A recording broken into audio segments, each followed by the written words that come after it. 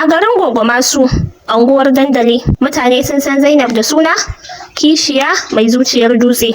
Tun ranar da ta shigo gidan aure, ta tsani yaran kishiyarta, Amina da Sadiq. Idan sun yi dariya, tana jin haushi.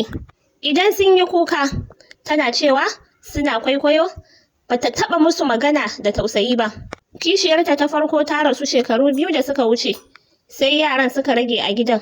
Mutane suka ce, ai yanzu Zainab za ta tausaya musu, amma aka samu akasin haka.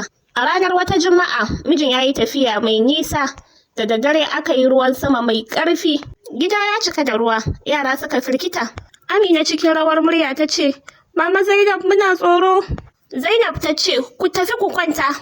Ta yi tafiyarta ta basu a wajen. Sai walƙiya ta bugi wani ɓangaren gidan, wuta ta tashi. A cikin hayaniya da hayaƙi, mutane suna gudu. Zainab ta samu damar fita ita kaɗai. Tana tsaye a waje sai ta tuna yaran suna ciki. Na ɗan lokaci, zuciyarta ta ce, ba 'ya'yanki ba ne, amma wani abu ya girgiza ta.